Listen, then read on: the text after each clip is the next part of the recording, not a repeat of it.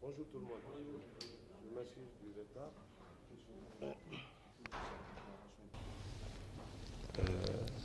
Ma déclaration qui consiste aujourd'hui à donner un point sur, depuis ces jours, des attaques et des articles de presse, des informations erronées qui sont passées dans la presse, puisqu'on est allé jusqu'à transformer le nom de ma maman.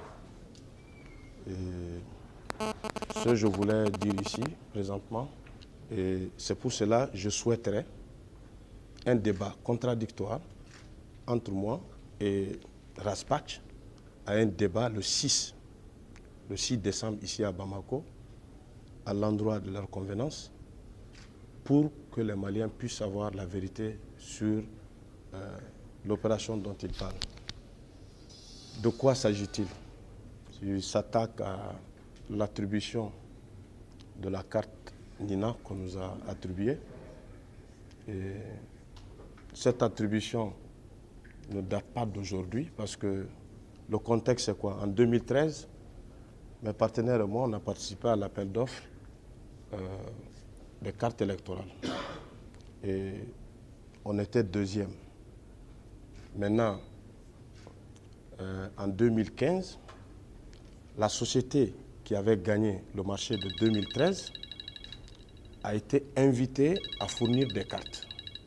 Cette société, l'État lui devant de l'argent, n'a pas voulu fournir les cartes parce qu'elle avait des impayés avec l'État. C'est ainsi que le DAF de l'époque a appelé mes partenaires en France. Donc il les a appelés pour dire que bon, vous étiez le deuxième dans l'appel d'offres. Est-ce que vous pouvez nous faire une offre avec les prix que vous avez fournis en 2013? Donc c'est ainsi qu'on a fourni les prix, on a livré une première partie. C'est-à-dire c'était à l'époque un marché de 100 et quelques millions. Il n'y a pas eu de bruit. Donc en ce moment, je pense qu'il n'y a pas d'affaire de carte d'identité. On a livré, vous n'êtes pas au courant de ça, on a déjà livré une fois. On a livré une deuxième fois. Ce marché dont il s'agit, c'est une troisième fois. Et il s'agit des cartes pour les élections communales. Contrairement à ce qu'on a dit à la presse, qu'il s'agit des élections présidentielles. Ça n'a rien à voir avec les élections présidentielles. C'est des cartes que quand on nous a donné, même les délais, si ce n'était pas nous, parce qu'on parlait de les livrer en 30 jours. Parce que je vous informe que je suis avec la société qui est le numéro 1 mondial.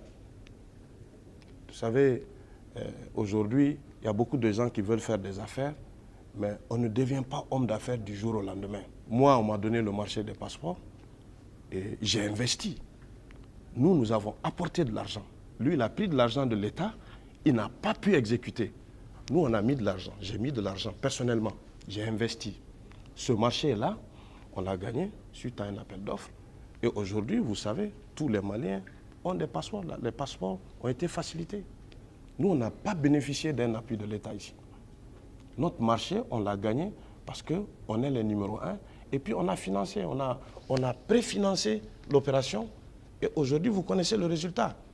Donc, le marché dont il parle, qu'on nous a donné, nous avons livré conformément au délai. On a invité la CENI, qui est composée des partis de l'opposition comme du pouvoir, à aller à Paris pour participer à la livraison du dit marché. Mais comme les premiers marchés, les cartes, parce que je vous ai dit, on a fait deux marchés déjà, les cartes, la quantité n'était pas nombreuse. On les a dit, cette fois-ci, il s'agit de 1 500 000 cartes. Qu'est-ce qu'on vous propose? Au lieu de faire revenir les cartes au Mali, les faire répartir en France et les faire revenir encore, ça va coûter à l'État plus de 600 000 euros. Est-ce qu'on l'a fait par voie écrite, contrairement à ce qu'ils le disent? Ce n'était pas caché. On a écrit pour leur dire que envoyez vos gens, on fait la réception, on fait sous-scellé à l'endroit de votre désignation. Et puis, vous pouvez garder une clé. On peut même donner ça à un organisme comme SGS ou Veritas pour que ça soit sécurisé. Donc, le but était de faire économiser à l'État des sous. Donc, on a envoyé un courrier à l'État et c'est parti au marché public. Et les marchés publics ont dit que, conformément à la loi malienne, on ne peut pas faire la réception du marché en dehors du Mali. C'est la loi qui le dit. Moi, je ne connaissais pas le directeur. C'est quand on a reçu le courrier, je suis allé, j'ai demandé une audience. Le directeur m'a expliqué. Et je lui ai expliqué le contexte. Il m'a bien dit que ce qu'on veut faire, c'est une bonne chose. Ça va permettre à l'État d'économiser. Mais la loi au Mali est claire. C'est-à-dire, un marché est considéré livré que quand c'est livré dans les magasins de l'État. Et il nous a même dit qu'on ne peut pas nous payer tant que ce n'est pas livré. Donc c'est dans même notre intérêt qu'on le livre ici. Moi, en tant qu'un bon citoyen, quand des personnes étrangères m'informent qu'on peut faire sauver de l'argent à l'État, c'est pour ça que j'ai écrit directement pour que l'État ne puisse pas dépenser de l'argent en faisant 3 voyages avec des cargos. Vous savez qu'est-ce que ça coûte? Donc quand il m'a dit ça, le directeur des marchés publics, j'ai dit il n'y a pas de problème. Dès demain, on va ordonner à ce que les équipements arrivent, puisque c'est dans notre intérêt qu'on puisse livrer, parce que ça faisait déjà quelques mois que nous avons investi, j'ai investi sur fonds propres pour faire venir ces cartes-là. Donc, quand il a dit ça, on a fait venir les équipements et on les a sortis, on les livre. Maintenant, quand dans la presse on dit qu'on a voulu garder ces équipements pour d'autres fins, pour quelle autre fin? Moi, je suis un opérateur économique, tout le monde me connaît. Je ne joue pas dans ce genre de jeu. Et ça fait plus de 20 ans ici que je travaille au Mali. Je n'ai jamais été mêlé dans des choses comme ça. Donc, on a rempli notre contrat. Ces cartes-là sont disponibles depuis le mois de juillet. Et à ce jour, jusqu'à ce jour, celui qui est lésé, c'est nous. Parce qu'on a investi, on n'est pas encore payé. Donc, quand des esprits mal intentionnés, qui par voie de presse, qui ne s'avouent pas vaincus, passent pour donner des informations erronées, je pense que votre devoir en tant que presse, c'est de connaître la vérité. Et c'est pour cela que je les invite à un débat contradictoire le 6 décembre, ici à Bamako. Ce qui m'amène aujourd'hui réellement à venir ici, c'est aussi parce que, par la voie de presse, ils se sont attaqués à mes parents. Parce que moi, je pense que quand on critique, il faut critiquer. Mais il ne faut pas s'attaquer à l'honneur des parents des gens. Depuis un moment, ces mêmes personnes-là, ils ne font qu'insulter les parents. Ils ont insulté, moi, mes parents, ils ont insulté d'autres parents. Je pense qu'on doit mettre fin à ça. Le Mali est un pays où vraiment on a un droit, on a un devoir de respecter nos aînés. Tu peux critiquer. Critiquer, c'est bien. Mais quand la critique est fondée, ce que j'ai fait un devoir de citoyen. Je pense que si on a donné des marchés à des gens, à des sociétés étrangères qui refusent de livrer parce qu'on ne les avait pas payés, moi en tant que citoyen malien, que je vienne pour financer ces marchés, je pense qu'on doit me remercier. Donc nous avons fourni les cartes sans qu'on nous paye. Parce que l'autre société qui avait fourni et qui avait des impayés avec l'État était très claire. Ils ne voulaient pas fournir tant que leurs impayés n'est... Vous connaissez, tout le monde n'est pas comme moi. Hein. Il y a des sociétés, quand ils ne sont pas payés, ils ne bougent pas. Mais moi, je suis malien. Je sais que si on ne me paye pas dans 2 mois, on va me payer dans 6 mois. J'ai la surface financière qui me le permet. Et je viens de vous dire que ça fait 6 mois que j'ai mis 1 milliard. Si c'est d'autres, tu vas trouver qu'ils ont crié sous tous les toits. 1 milliard et quelques j'ai mis dans ce marché. Ça fait 6 mois. Est-ce que je suis parti à la presse pour parler? Vous m'avez entendu un jour parler? Mais c'est la loi des affaires.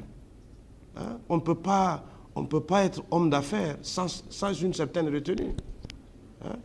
Quand tu perds un marché, tu perds. Moi, j'ai perdu des marchés ici. J'ai été lésé dans des marchés ici. On m'a poussé même à attaquer l'État, mais je ne l'ai pas fait. Tu ne peux pas insulter l'avenir. Et on ne gagne pas à tous les coups. Tu perds un marché, tu vas en gagner un autre. Hein? C'est la loi. Il faut que vous, la presse, et j'ai remarqué, ce n'est pas ici seulement. Chaque fois qu'un opérateur économique perd un marché, le recours qui lui reste, c'est de passer par voie de presse pour calomnier. Tu as perdu un marché, tu as perdu. Moi, de par mon expérience, quand j'amène toujours des sociétés de premier plan, quand tu veux gagner un marché, il y a des astuces. Essaye d'être avec le numéro 1 ou le numéro 2 dans le secteur. Quand tu es avec une société de premier plan, tu as une offre financière qui tient la route, tu gagnes le marché. Mais il y a des gens qui veulent s'enrichir sur un seul marché. Un marché, aujourd'hui, tout le monde connaît le prix de la carte d'identité.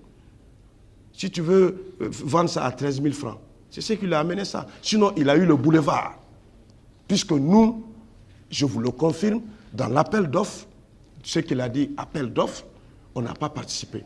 On a pris les dossiers, j'ai vu dans la presse, il dit qu'on a participé. On n'a pas participé à cet appel d'offres de carte d'identité. Puisqu'on savait que les dés étaient jetés d'avance. Cette collision avec le pouvoir, si quelqu'un l'a eu, c'est peut-être lui. Nous, on n'a pas participé à l'appel d'offres de carte d'identité. Puisque tout son problème, c'est ça. On n'a pas, je vous le dis, qu'on n'a pas participé. On a acheté le dossier. Moi, on m'a appelé, on m'a dit que ce n'est pas la peine de participer. On n'a pas participé. Donc, il a mis le prix qu'il veut. Il a gagné le marché. Bon, vous connaissez la suite des choses. Moi, à sa place, j'aurais fait un prix raisonnable. J'aurais fait un prix raisonnable et faire le marché. Parce qu'on ne peut pas devenir milliardaire sur un seul marché. Ça prend du temps pour gagner de l'argent. Moi, ça fait 20 ans que je fais des affaires. J'ai vu qu'on m'a créé même un arbre généalogique. Parce que dans cette histoire, qu'est-ce que les gens veulent amener ici? Moi, ma mère s'appelle Djeneba Bathily. Ma mère ne s'appelle pas Fanta Konaté. Je ne sais pas d'où ils ont sorti cette information, parce que le minimum, quand on veut faire un travail de journaliste, c'est de s'informer. Ma mère ne s'appelle pas Fanta Konaté, ma mère c'est Djeneba Bathily. Maintenant, si les gens veulent créer des liens de parenté, je pense que tout le Mali, si c'est des mariages, des liens de parenté par alliance, tout le Mali va être des parents ici. La même presse a dit que j'ai des liens de parenté avec Moussa Bala Coulibaly. Parce qu'il fut un moment, mon père était dans son parti. Mais moi, je m'en vais vous dire, le marché qui m'a été donné, le marché a été donné avant l'arrivée de Tchema. Ce marché n'a pas été donné par Tchema. C'est là où il se trompe. Tchema n'était pas là quand le marché nous a été attribué. Le premier marché qu'on nous a attribué, ça a été attribué au moment où le Premier ministre était là, était ministre de l'administration, l'actuel Premier ministre.